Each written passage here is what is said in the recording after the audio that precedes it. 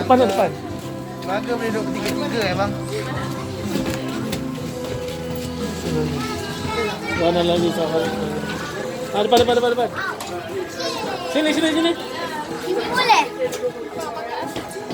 Ini boleh? Sini. Musik sini. Hah? Bergerak. Tak, kena ada penjaga. Sini. Tak pun, kita kat sana. Ya, nak ke sini. Lagi sini lagi.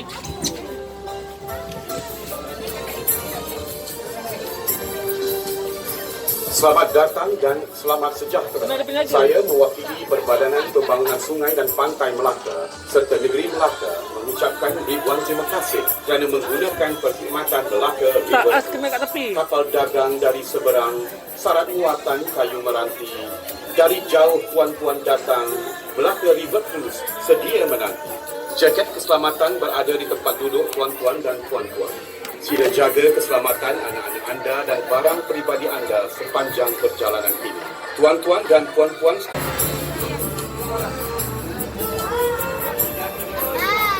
siar kaki sepanjang 9 km telah dibina oleh kerajaan negeri pada kedua-dua belah tebing sungai bermula dari jeti Taman Rempah hingga ke jeti Muara Sungai Melaka. Siar kaki ini merupakan salah satu tarikan yang kerap digunakan oleh orang ramai sebagai tempat untuk beriadah. This 9 kilometers promenade on both sides of the riverbank was built by the state government as part of the beautification and became one of the tourist attractions in Melaka.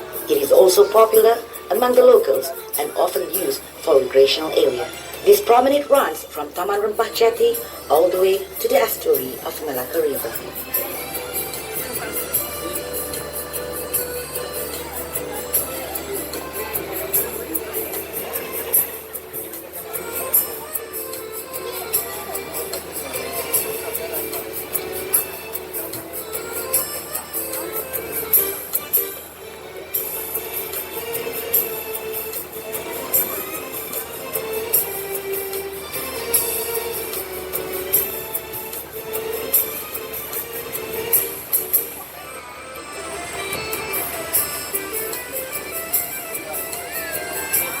Ratus meter dari jeti Taman Rempah di sebelah kanan, pengunjung akan dapat melihat satu perkampungan Melayu yang telah wujud sejak awal tahun 1920-an dan diberi nama Kampung Morton bersempena dengan nama pesuruh jaya tanah pada masa itu iaitu J.S. Morton.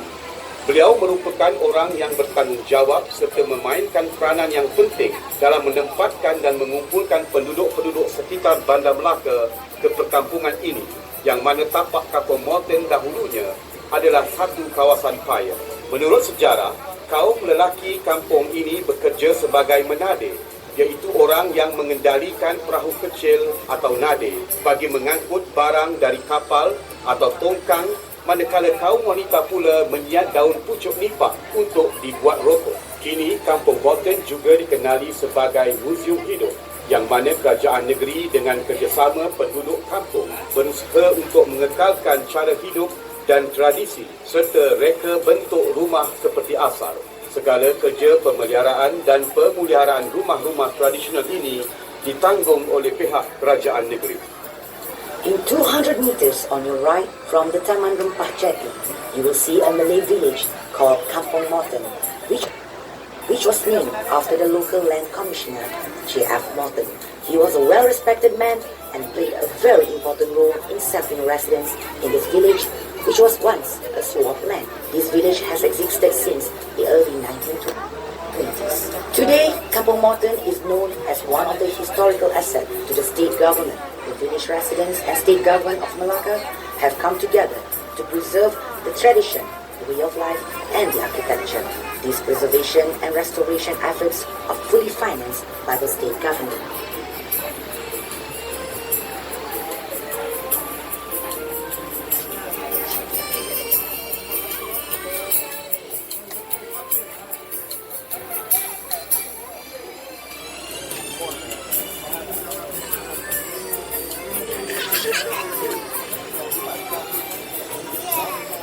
Cantik tak?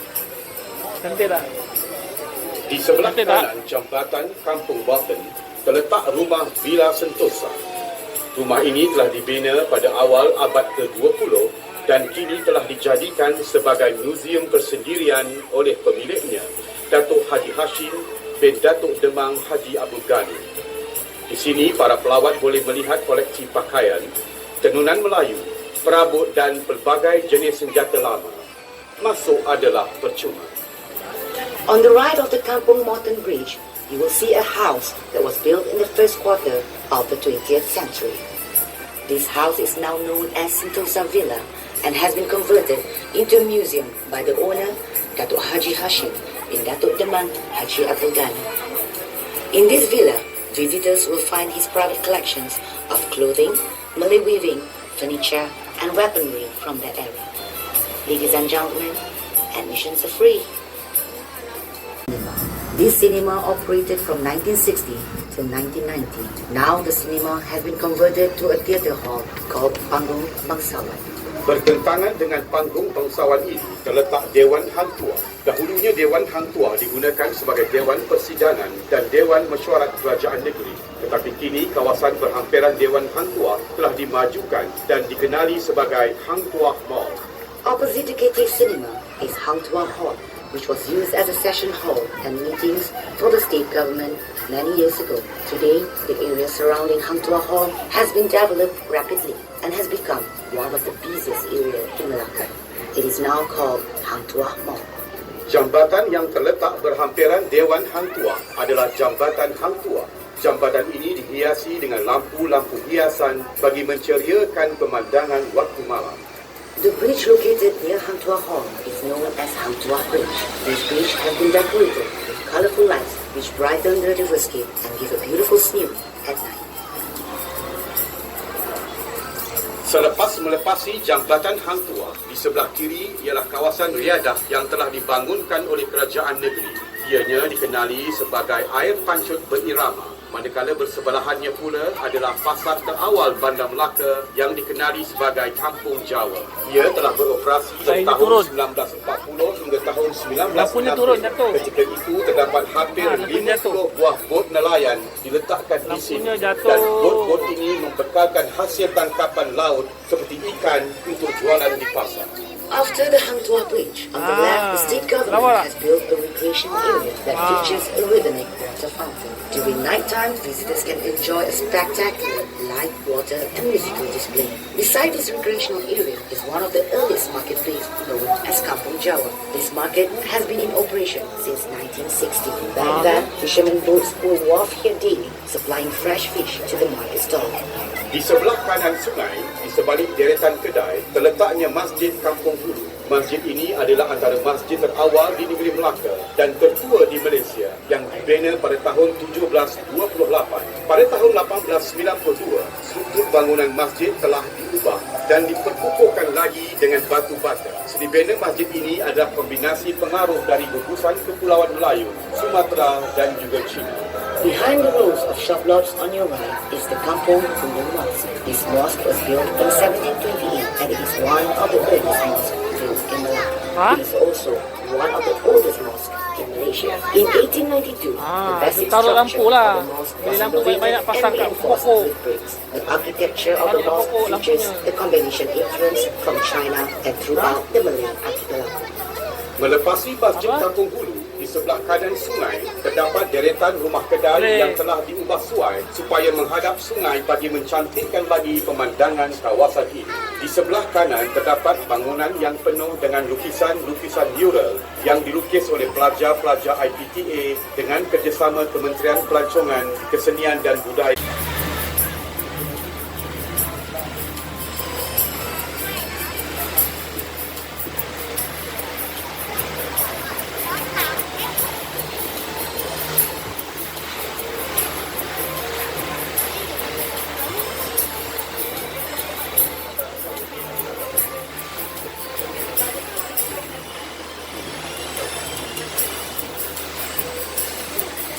Selepas melepasi deretan rumah kedai, di sebelah kiri para pengunjung ialah Padang Biru Padang Biru ialah titik pertemuan beberapa jalan seperti Lorong Hang Jebat, Jalan Laksmana, Jalan Bunga Raya, Jalan Bandar Kaba dan Kampung Jawa. Di kawasan ini juga para pengunjung dapat melihat beberapa batang pokok Melaka.